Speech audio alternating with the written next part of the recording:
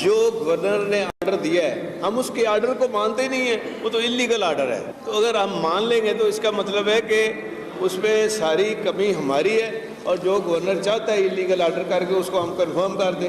ये नहीं हो सकता, हमें कोई ज़रूरत नहीं है। वो कह रहे हैं जी हमें कोई ज़रूरत नहीं है कि हम एतमाद का वोट लें। तो इस पर बात करते हैं वज़ीर-ए-आज़म के मुआविन ख़ुसूसी जनाब अता तारड़ साहब से, जो मुस्लिम लीग नून के सीनियर रहनुमा हैं। अता तारड़ साहब, बहुत बहुत शुक्रिया, आपने वक्त दिया।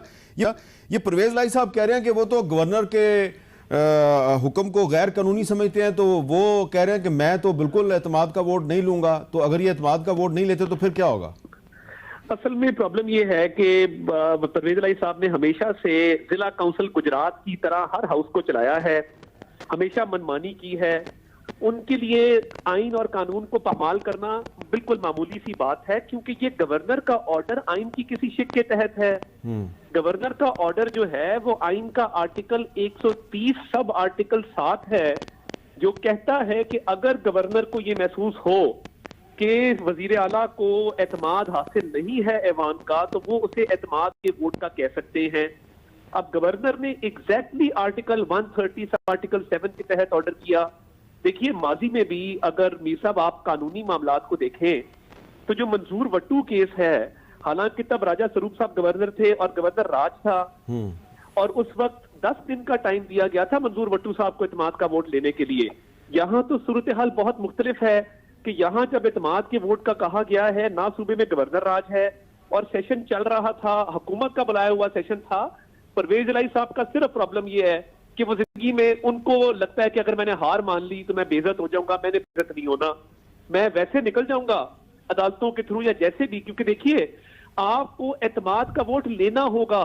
ये नहीं हो सकता कि आप ना लें। अगर मंजूर वट्टू साहब वाला केस देखें तो उसमें भी लिया गया था।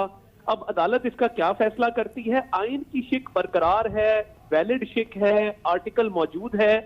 परवेज लाई साहब के खिलाफ दिन ब दिन लोग जो हैं वो बकायदा पब्लिकली इस ओपिनियन का इजहार कर रहे हैं कि हमने इनको वोट नहीं देना। ये तो 2 खवातीन हैं, इनके अलावा कोई 5-6 मर्द हजरात ऐसे हैं जो असेंबलियों की तहलील नहीं चाहते। उनके शदीद इख्तिलाफात हैं परवेज लाई के साथ। और देखिए, वो FIR वाला मामला अपनी जगह पर, मगर बहुत सारे लोगों का ये ख्याल है कि जो कई अरब रुपए दिए गए हैं गुजरात और मंडी बहाउद्दीन को और पसमानदा इलाकों के हक पर डाका मारा गया है, उस पर शदीद तहफ्फुज़ात हैं और 3 ग्रुप जो हैं वो अलहदा से ऑपरेट कर रहे हैं। तो परवेज लाई साहब बड़े सियाने इस मामले में, उनको पता है कि एतमाद का वोट अगर मैंने अच्छा, जरा नंबर्स गेम बताएं हमें ना, जरा नंबर्स गेम बताएं कि इस वक्त उनके कितने वोट हैं?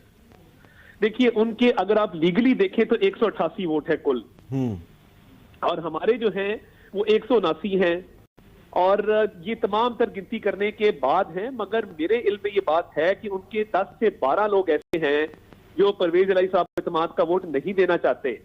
अब परवेज लाई साहब को जितना हम जानते हैं, मेरे खानदान का उनसे कुछ 40-50 साल का ताल्लुक है और कई नस्लों का ताल्लुक है, बड़ी कुर्बत रही है। मुझे तो पता है कि अगर उन्होंने एतमाद के वोट के लिए उनके नंबर पूरे होते तो मीर साहब वो कल की बजाय आज रात को 12 बजे सेशन बुला के वो वोट ऑफ कॉन्फिडेंस लेते। इन्होंने कई बार पहले ये काम कर चुके हैं। अब क्योंकि उनके पास नंबर पूरे नहीं हैं, वो इस गेम से भागना चाहते हैं, वो स्टे ऑर्डर के पीछे छुपना चाहते हैं, वो इस मामले को टेक्निकलिटीज का और क्राइसिस का शिकार करना चाहते हैं, क्योंकि उनको पता है ये कि बता दें कोई ऑप्शन